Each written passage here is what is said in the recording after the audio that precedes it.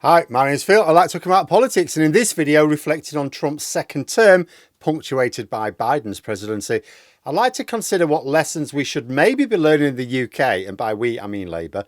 And I don't mean in terms of media reforms or even taking social media seriously, although I will still keep going on about those.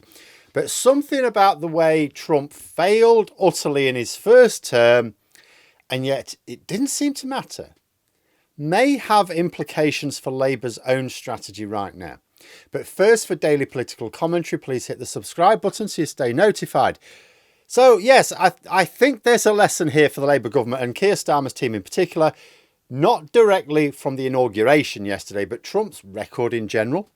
See, Keir Starmer is unconcerned by the current poll ratings. He knows that the poll that matters is the general election, and the general election is his focus, which won't be until 2028 or 2029. And because he's confident that his plans will reward his voters, he's comfortable right now. And he may be right. If people feel better off, they're not going to be inclined to jeopardise that for a Tory party that's still largely the same one which brought 14 years of ruin, or a wide boy with some harebrained scheme to put a wall up in the channel. But Starmer's making an assumption. There is nothing certain about it. I've argued that he would do better to explain his plans to the public. There's no need to take polling hits just because it's too early to see the end result. He could map out the journey and explain to people how you get from A to B. He could point out the legislation that is currently being passed, how it affects key people, when certain aspects of it will come online, what it will lead to. He may think he already does this, by the way, but he doesn't. The message isn't getting out there, mostly because the message is crap. It's poorly packaged and explained. Like I keep saying, he puts his messages out on his own shiny YouTube channel and he gets a couple of thousand views. That is because people aren't interested. Not that they're not interested in the substance of what he's talking about. Of course they are. Tens of thousands listen to me talking about exactly the same substance, and think about all the other content creators who get large audience listening into them talking about the same substance. It's the presentation that's all wrong. Now, a bit of a tangent, but 2016 was a notable year for three things. It was the year of Brexit, of course. It was the year of Trump's first victory. But it was also the year when YouTuber Markiplier published a video where he just stared in silence at a banana for a few minutes. The video has over 3 million views right now. Now, if I posted a video of me having a staring contest with a fruit bowl, I would not get millions of views, even after 8 years. I'd get a lot of comments asking if I'd had a breakdown, but I wouldn't get that many views. But I would get more views for doing that than Keir Starmer, the actual Prime Minister, gets for discussing important policies. It's a fundamental lack of ability to communicate in specific media. And this matters. When Starmer's able to show off what his government have done in 2 or 3 years' time, will the public notice? Because on the current evidence, Starmer's not going to be pointing it out to them. He won't be capable. He's going to expect people to just notice and realise it's all down to the hard work of the government. But will people notice? And if they do notice, will they attribute it to Starmer's government? If the answer to either question is no, and it only has to be one of those two questions, then his 2024 voters won't feel that they've been rewarded for their faith. And what's this got to do with Trump? Well, the thought was prompted by our friend Max Robespierre, wondering if Trump's supporters would, see his fraud. After all, he's not going to make life better for them. I suggested, well, they didn't see through him during his first term, so why would they during his second? Because this is an important lesson in perceptions of cause and effect. You might say that Trump lost after his first term, so, voters must have felt left down, that's why he lost. That's not really accurate. In the 2020 presidential election, Trump won more votes than he did in 2016, a lot more in fact. More than I think can reasonably be accounted for with population growth. Turnout was higher in 2020 than 2016. It was a more polarising contest and Trump gathered an almost record number of votes. His supporters didn't abandon him in 2020. He hadn't made their lives better, but they still supported him. In fact, more people supported him than for his first election bid. The reason he lost was just because more people voted for Biden instead, some of whom will inevitably have been the ones who were complacent 4 years before and weren't taking any chances that year.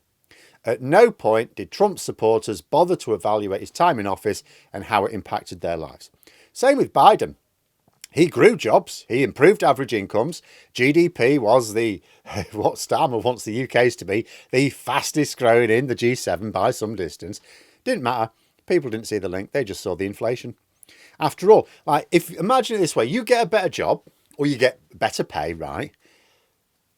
You might just see that as down to your efforts, isn't it? Because, well, you worked, you went for the interview, or you know, that's just thanks to your hard work.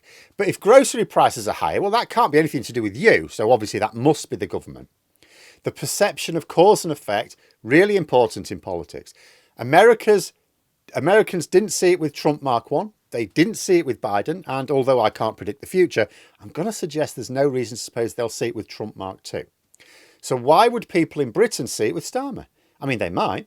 The UK is a different country. We're not quite as tribal. Not yet, anyway. But I just think it's an awful risk to be taking, especially as Labour will not only have to contend with a hostile press, which is always there until they decide to reform it, but a social media landscape which looks increasingly like it's coming under the thrall of Trump, under, you know, well, frankly, oligarchy.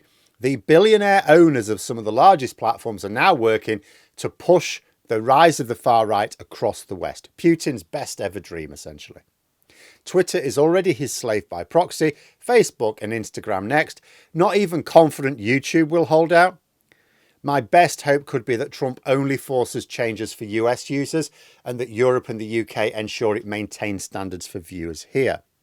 But is it really enough to hope that people see the positive changes and then ascribe them to the government, especially as some of these changes will be incremental? I don't think we can assume that Labour will gear into action and suddenly start communicating these great achievements once they become apparent. Because if they could do that in 2 or 3 years' time, why can't they do it now about the progress? After all, the Tory media are going to claim that any positive impacts are actually down to external factors. Oh, I think you'll find that was something Rishi Sunak did. It just took a while to come through. Something like that. Or actually, it's actually Donald Trump helping us out. You know, and whatever positives there are still won't be good enough either.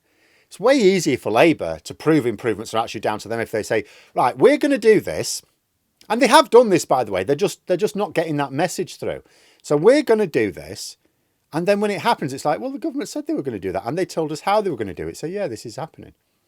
The problem, of course, is that Labour think they are doing it. Not even just Downing Street, the wider parliamentary party. I've seen more than one report of Labour MPs being aggrieved that the public just don't seem to understand what they're already putting in place, the work they've already done. Well, that's because nobody is telling them. The media are telling people the opposite. And Labour are making no contribution to the conversation.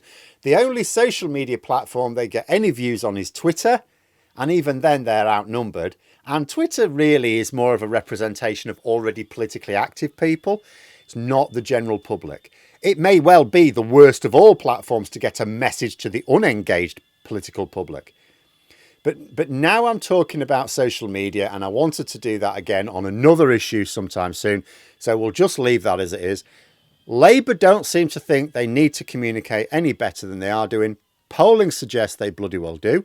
There's an assumption it will all come good when the delivery rolls into view.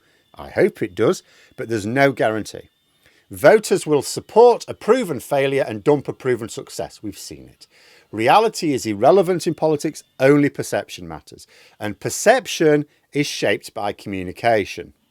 But there we are. Those are my thoughts. Let me know yours in the comments below. If you've enjoyed the video, please click the like button and subscribe for further content. If you'd like to support the channel further, you can click the join button for memberships. Thanks for listening. Until next time, I'll see you later.